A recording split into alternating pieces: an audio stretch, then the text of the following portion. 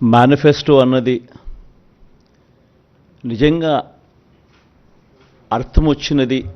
Manifesto అంటే ఎంత పవిత్రమైన గ్రంథము, దానికి ఉండాల్సినంత ప్రాధాన్యత ఎప్పుడొచ్చింది అని అంటే అది కేవలం ఈ 5 సంవత్సరాల్లో, ఈ 58 నెలల కాలంలోనే అని కూడా చెప్పడానికి నిజంగా చాలా గర్వపడతా ఉన్నా.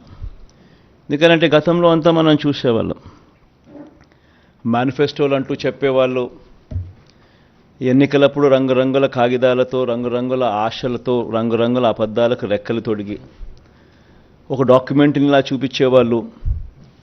ఎన్నికలు అయిపోయిన తర్వాత ఆ డాక్యుమెంట్ ఎక్కడుంది అని ఎవరైనా వెతికినా కూడా కనపడని పరిస్థితి.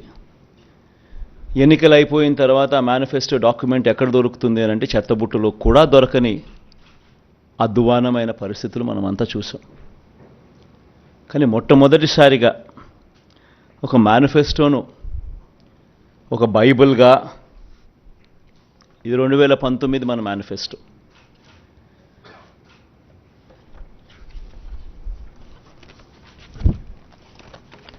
ఈ మాదిరిగా ఇచ్చిన ఈ మేనిఫెస్టోను ఒక బైబిల్గా, ఒక ఖురాన్గా, ఒక భగవద్గీతగా దీన్ని భావిస్తూ దీన్ని ఇంప్లిమెంట్ చేసిన పరిస్థితులు, దీన్ని ఇంప్లిమెంట్ చేసిన విధానం బహుశా దేశ చరిత్రలోనే ఈ 58 నెలలు అన్నది చిరస్థాయిగా చరిత్రలో ఎప్పటికీ కూడా నిలిచిపోతాయి.